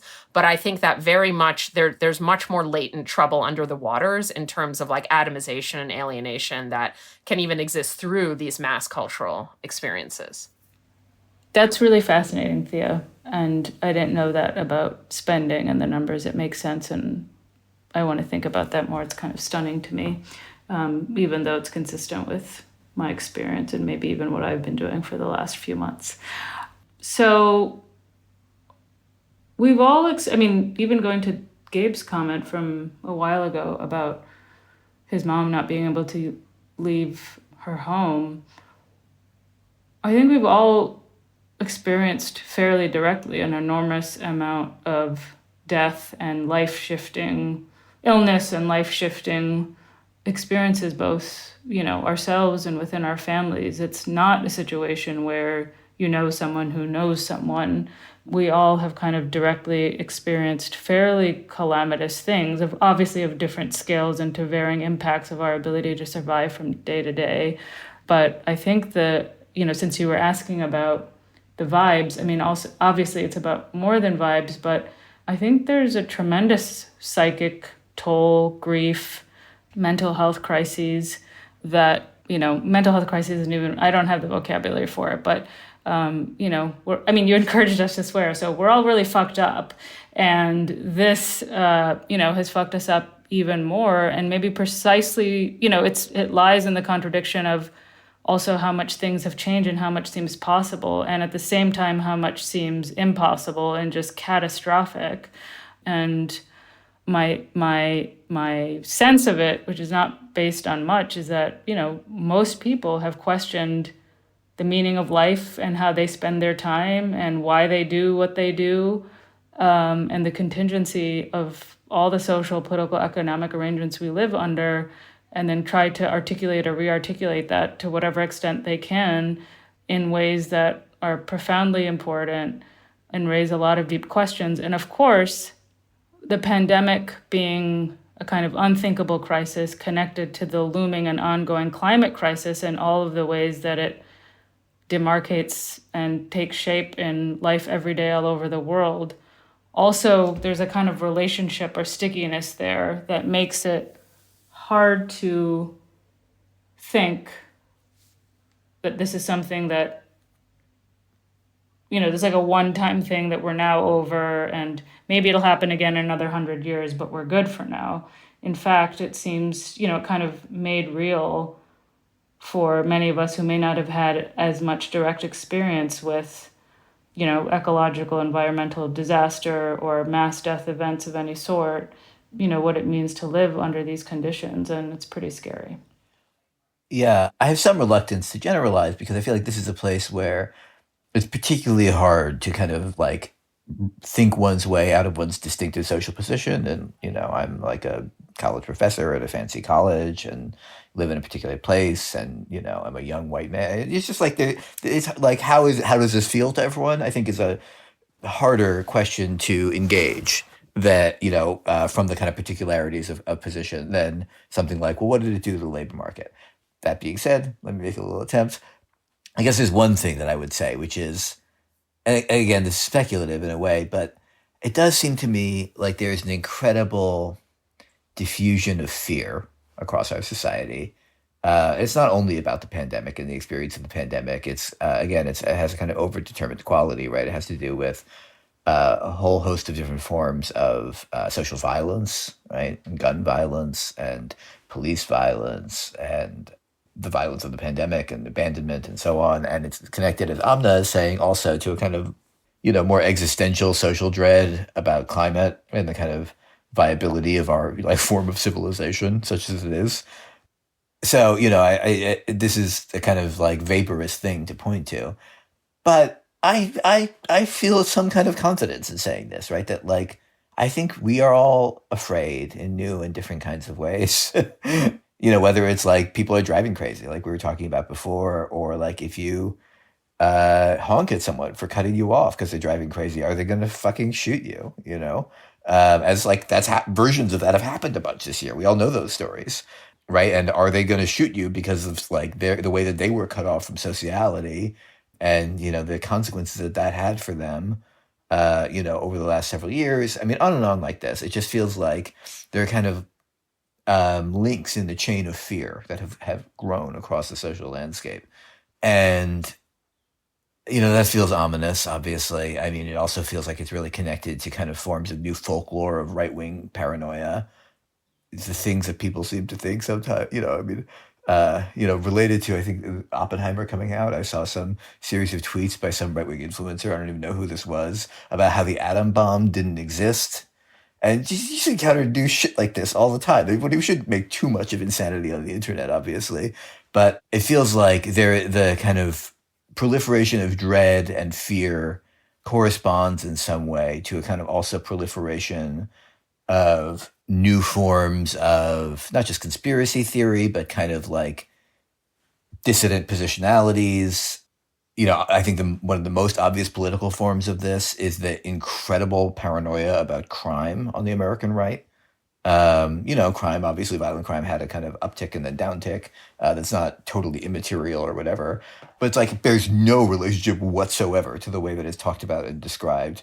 I'm sure folks will have seen after Trump was in D.C. to enter his plea after the indictment, he gave a little press conference where he, his spiel was like, I was very sad to be back in D.C. It was such a beautiful city when I was president. Now it's been destroyed. It's in flames. It's all ashes. And like D.C. is like a sparkling gem of like neoliberal urbanism, right? It's like everywhere you look, there are like these huge glittering glass towers going up all the time.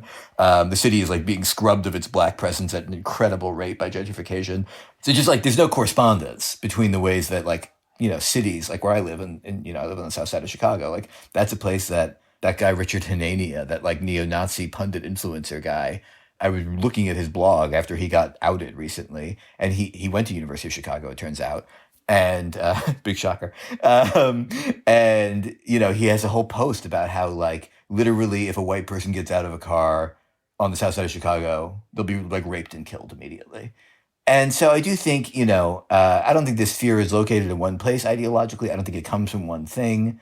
But I do feel its profusion and its proliferation and multiplication and in its diverse forms. And there are left and right versions of it of many kinds. It's, racialized in different ways. But for me, that's like one of the kind of scariest post-pandemic kind of vibe-based cultural outcomes. In terms of that fear and isolation and the way it can be just disarticulated from people actually experiencing the world, though, to be clear, there are really depressing data points. Like the reasons people do feel like things are fucked, like the climate crisis, data points on suicide, drug overdoses, gun violence, fatal car crashes. But, in terms of like what you point out about DC, the way Trump can talk about, DC having been burned to the ground when it's actually going through its most intensive phases of, gentrification ever or whatever, is because people are experiencing all of this through their phones, which is a really powerful form of isolation that predates the pandemic but was definitely intensified by it.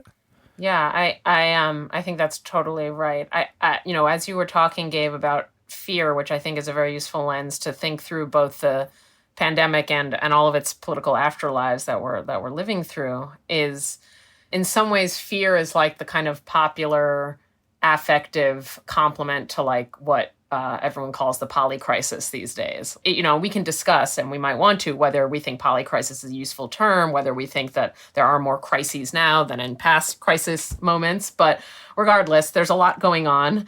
And the way that ordinary people seem to be sort of uptaking that and responding to it, of course, mediated through right-wing media and all these other things. I don't want to make it like an organic response, but the way that they're responding to that is through understandable forms of fear and apprehension and a sense of insecurity and unsafety in a variety of ambits of life. And then, pointing to conspiracies as ways to grasp for like explanations for that fear, kind of ex post, explanations. So I think that is kind of interesting to think, like, structurally, if we're in a polycrisis, like affectively, fear is kind of a complement to that on the sort of like ordinary person's level. But, then I think if we go back to the political realm, it's absolutely clear how the right wing both helps accelerate fear and also politically responds to it. Like, we almost don't need to talk about it, though we will. But like, law and order, all the things and stuff that Amna has already brought up are the right-wing responses to that. And I think fear is particularly fertile for the right for reasons that, again, probably don't bear a lot of explanation.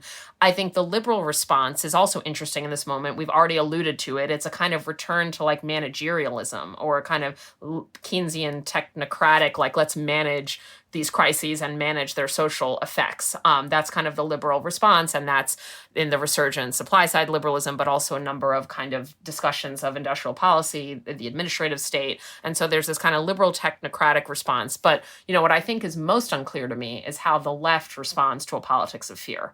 Because what you definitely don't want to do is ratify the racialized, conspiratorial, et cetera, versions that fear takes, but you also don't want to deny people's lived experience of fear. And that gap could be interesting to work with, the gap between just like, I feel afraid, and then suddenly I articulate it in a racialized way. Like, there's a moment for intervention there. But it's, I think, just much easier for a technocratic liberalism or a revanchist right to respond to fear than it is for the left, because I think the words of safety, security, even belonging are like just right coded. They're conservative coded in a variety of ways. What I'll add as a question, maybe for next time, is I do think with the right wing and questions of fear, but also more broadly, we have to also just keep in the frame the question of what's the relationship between the right wing talking points and a mass base, which is not to deny that that the right wing talking points don't have real power on actual, on millions of people.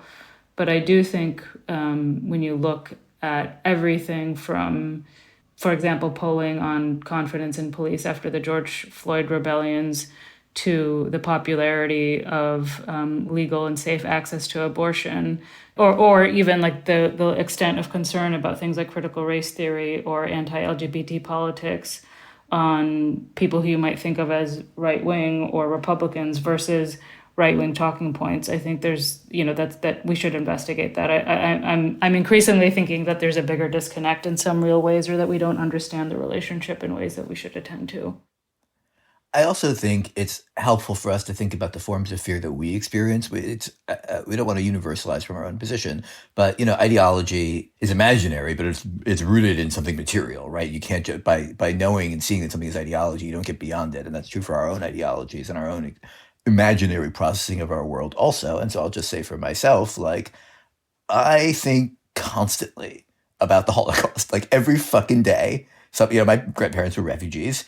Every fucking day, like, something happens that makes me fear Nazism. And like, that's partly like like, I wouldn't just directly translate that into a politics, right? That would be a mistake. At the same time, I think, like, to Thea's question about like, what is the role of fear on the left? I do think, and I do this for myself, I try to process that experience of, the fear that the polycrisis generates, right, through its kind of manifestation in forms of new right-wing populisms. I do try to process that, and I'm sure partially succeed and partially fail, into a kind of analysis of the moment that I can then kind of try to put forward to others as a way of making sense of this moment. And like, to be very concrete about it, right? Like, the failures of liberals to go far enough in the interwar period in kind of confronting or their defense of the old liberal order, even as it was crumbling in the face of the onslaught from the right, because they were so scared of the left, is what enabled the rise of fascism, among many other things. And like, the fear that I now experience of the far right, rooted in that historical experience and the way it resonated through, my family, like for many millions of others, I think does potentially generate a resource if you can kind of then try to situate it historically and situate yourself historically in relation to it to kind of make a claim about what fear might be telling us, right? And I do think it's not just a kind of paranoia, although it often takes that form, including for myself. It also, like any kind of ideological or pre-ideological affective reaction, it speaks some truth about a historical moment. Well, Amna Akbar, Gabe Winant, and Riofrancos, thank you all very much, and looking forward to talking more in part 2.